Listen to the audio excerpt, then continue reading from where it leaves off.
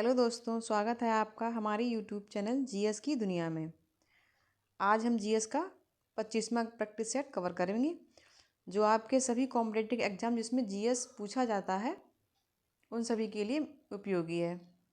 तो चलिए शुरू करते हैं एसएसटी का 25वां प्रैक्टिस सेट। क्वेश्चन नंबर 1,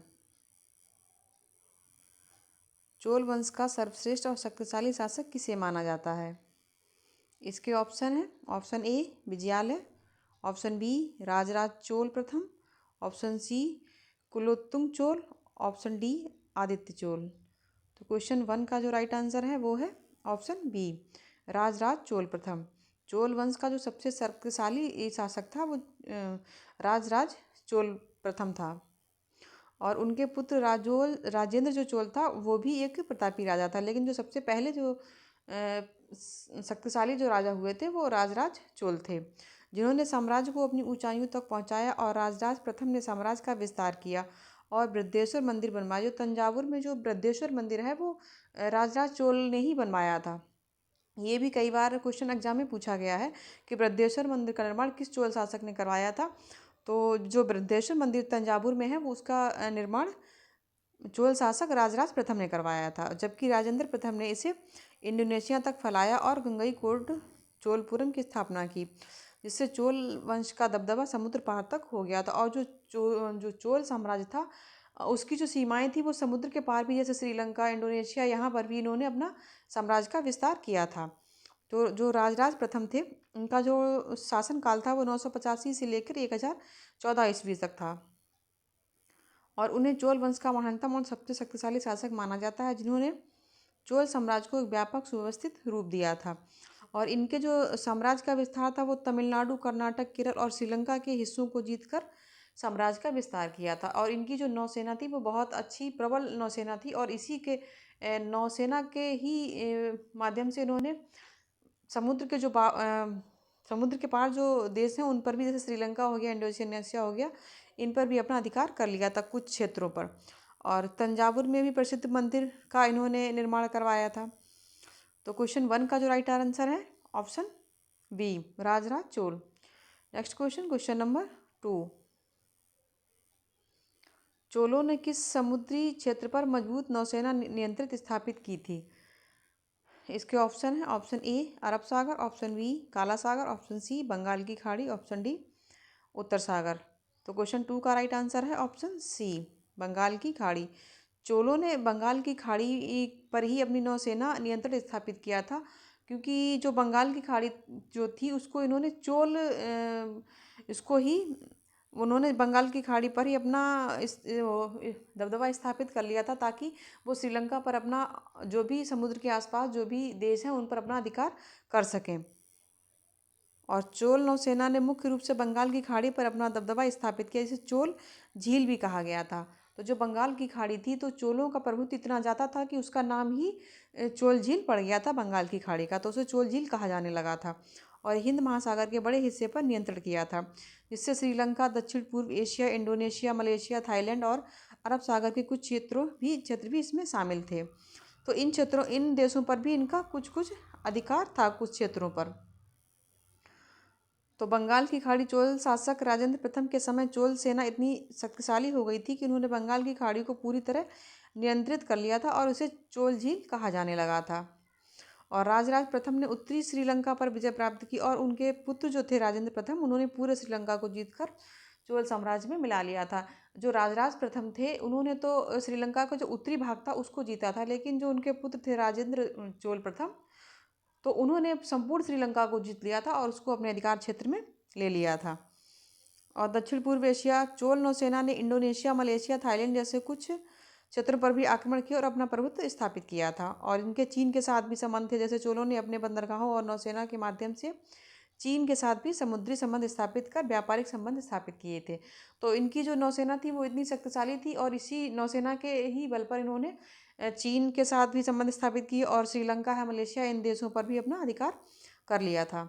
तो क्वेश्चन 2 का राइट आंसर है ऑप्शन सी।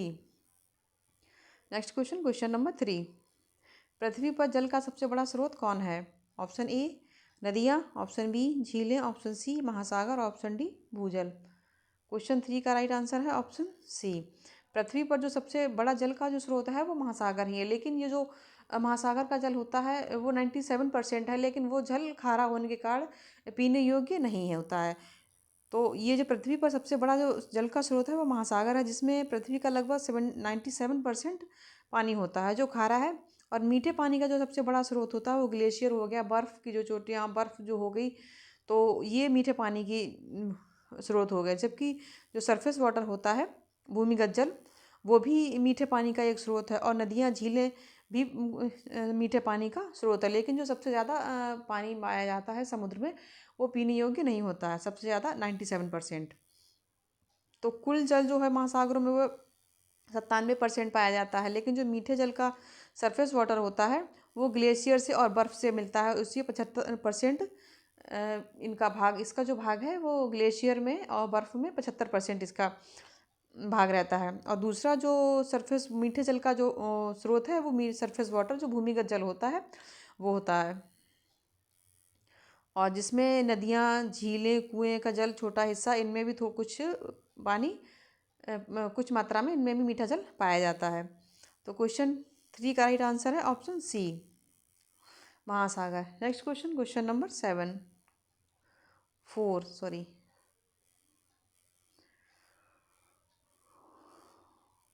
मैरियाना ट्रेंच किस महासागर में स्थित है? ऑप्शन ए हिंद महासागर, ऑप्शन बी प्रशांत महासागर, ऑप्शन सी अटलांटिक महासागर, ऑप्शन डी आर्कटिक महासागर। क्वेश्चन 4 का राइट आंसर है ऑप्शन बी। मैरियाना ट्रेंच जो है वो प्रशांत महासागर में स्थित है, और ये सब विश्व का सबसे बड़ा गर्त है। जो मैरियाना गर्त है वो प्रशांत महासागर में सबसे गहरा गर्त माना जाता है, जो पश्चिमी प्रशांत महासागर में मारियाना द्वीप समूह के पूर्व में और पृथ्वी का सबसे गहरा बिंदु है। और इसकी गहराई जो है वो 11,000 मीटर है। तो ये पश्चिमी प्रशांत महासागर में पड़ता है और मारियाना द्वीप के पास में है। तो क्वेश्चन 4 का राइट आंसर है ऑप्शन बी प्रशांत महासागर। Next question, question number 5। Bandhavgarh राष्ट्रीय उद्यान किस राज्य में है? Option A Bihar, option B Madhya Pradesh, option C Rajasthan, option D Jharkhand. तो क्वेश्चन 5 का राइट आंसर है ऑप्शन बी मध्य प्रदेश। बंधवगढ़ राष्ट्रीय उद्यान जो है वो मध्य प्रदेश में पड़ता है, और ये मध्य प्रदेश के उमरिया ज़िले में स्थित है, जो अपनी रॉयल बंगाल टाइगर की उच्च घनत्व और प्राचीन किले के लिए प्रसिद्ध है। तो जो बंधवगढ़ राष्ट्रीय उद्यान है वो बाघों के लिए, जो Bengal tiger, royal Bengal tiger की प्रमुखता के लिए प्रसिद्ध है।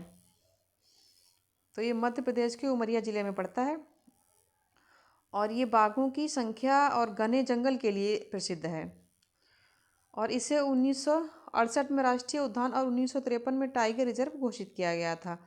तो ये भी डेट आपको याद रखनी है कि उसको 1968 में राष्ट्रीय उद्यान घोषित किया गया था और 1953 में टाइगर रिजर्व घोषित किया गया था।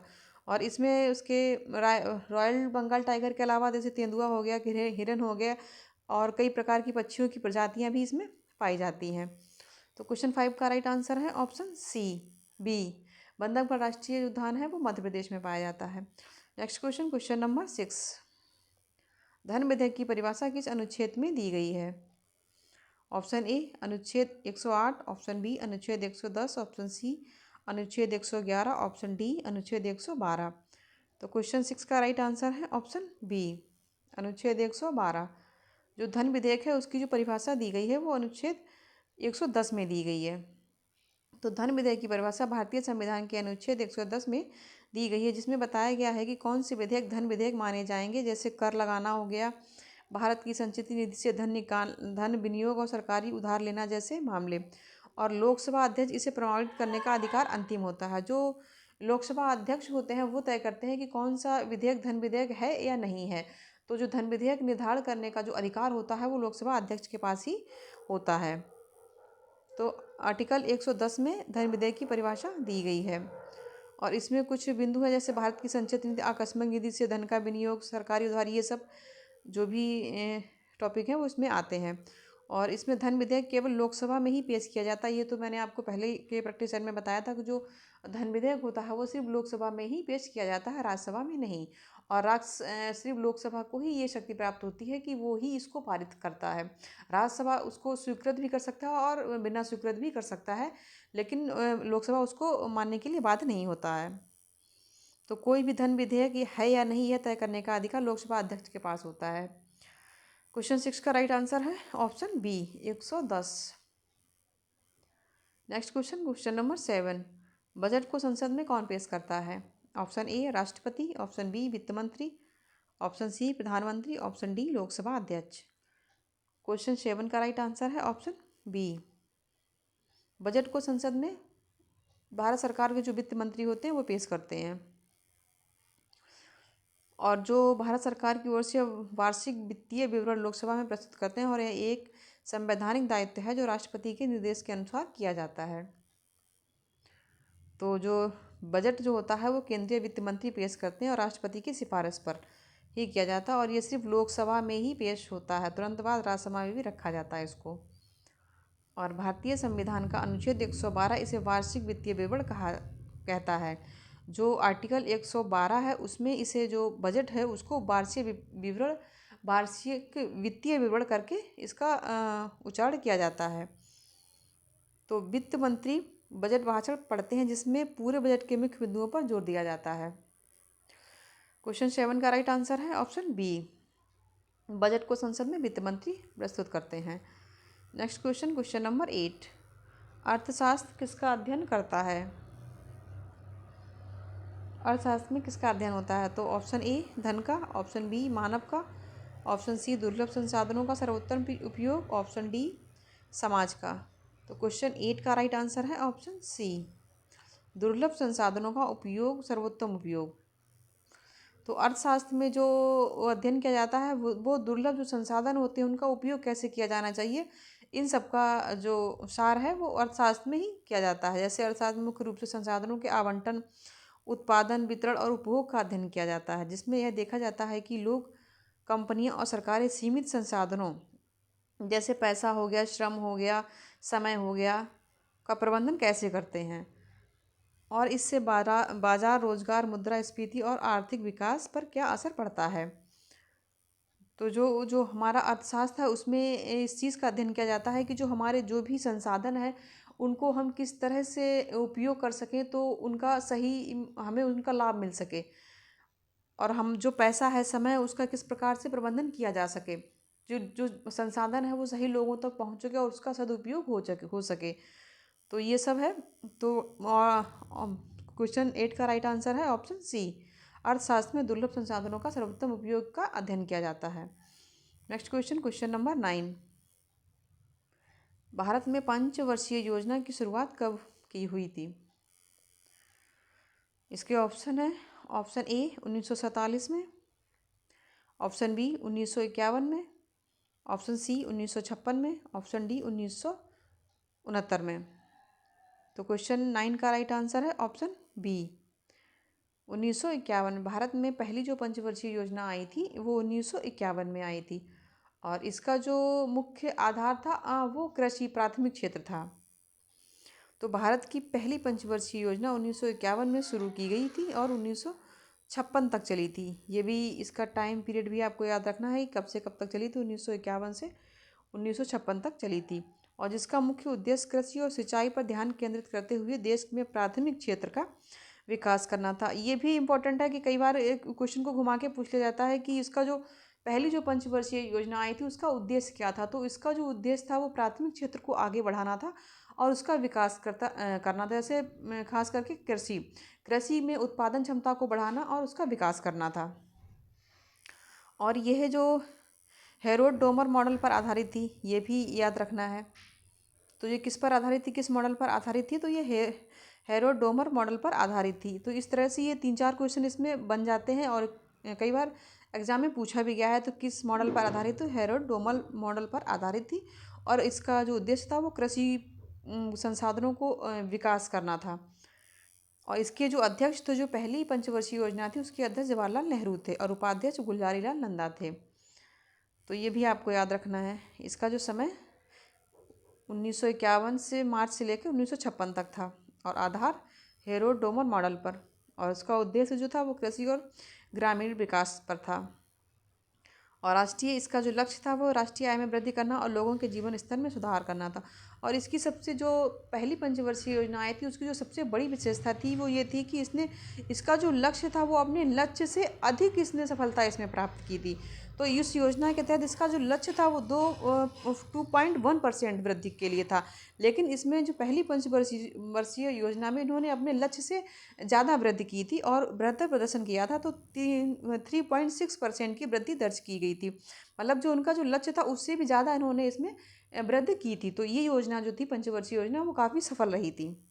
और यह योजना भारत की नियोजित आर्थिक विकास की शुरुआत थी। इसमें कृषि को अर्थव्यवस्था की रीढ़ माना गया था। तो जो कृषि थी वो अर्थव्यवस्था की रीढ़ माना गया था, क्योंकि कृषि से ही सारे विकास संभव हो सकते थे और कृषि को ही बढ़ाकर वो देश का विकास कर सकते थे।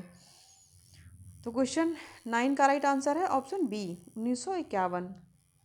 Next question, question number 10। Ozone परत पृथ्वी को किससे बचाती है? ऑप्शन ए रेडियोधर्मी विकिरण से, ऑप्शन बी परावैंगनी किरणों से, ऑप्शन सी एक्सरे से, ऑप्शन डी अवरक्त किरणों से। तो क्वेश्चन 10 का राइट आंसर है ऑप्शन बी परावैंगनी किरणों से। ओजोन जो लेयर होती है वो हमें जो सूरज से अल्ट्रावायलेट किरणें जो निकलती हैं उनसे हमारी रक्षा करती है। और हानिकारक परावैंगनी किरणें जैसे विशेष रूप से अल्ट्रावायलेट बी और सी किरणों से बचाती है, जो त्वचा कैंसर, मोतियाबिंद और कमजोर प्रतिरक्षा प्रणाली जैसे गंभीर स्वास्थ्य सेवाओं का कारण बन सकती है और पौधों और समुद्री जीवन को भी नुकसान पहुंचाती है। तो जो अल्ट्रावायलेट बी और सी किरणें होती हैं वो मानव जाति के साथ साथ ये हमारी वनस्पतियों को भी नुकसान पहुंचाती है और हमारे वायुमंडल को भी ये दूषित करती है। यह परत समताप मंडल में मौजूद है और प्राकृतिक सनस्क्रीन की तरह काम करती है और ये पृथ्वी पर पहुंचने वाली कीड़ों को रोक लेती है, उनको सोख लेती है, अवशोषण कर लेती है, तो जिससे वो पृथ्वी तक नहीं पहुंच पाती हैं। तो ये कैसे बचाती है? जो अल्ट्रावायलेट किरणों का अवशोषण करके जो ओजोन लेयर होती है उसको O2 बोलते हैं। तो वो जो अल्ट्रावायलेट किरणें जो सन से आती हैं उनको अवशोषण कर लेती है, जिससे वो पृथ्वी तक नहीं पहुंच पाती हैं और जिससे हम अल्ट्रावायलेट किरणों से बच जाते हैं। तो क्वेश्चन 10 का राइट आंसर है ऑप्शन बी। तो ये था हमारा SST का 25वां प्रैक्टिस सेट। मिलते हैं नए प्रैक्टिस सेट में नए प्रश्नों के साथ। तब तक के लिए नमस्कार। ऐसे ही यूज़फुल वीडियो पाने के लिए हमारे वीडियो को लाइक और चैनल को सब्सक्राइब कर लें, ताकि हमारी हर वीडियो की नोटिफिकेशन आप तक पहुंचती रहे और आपकी पेपर की तैयारी ऐसे ही चलती रहे और आप नए नए प्रश्नों का लाभ लेते रहें। धन्यवाद।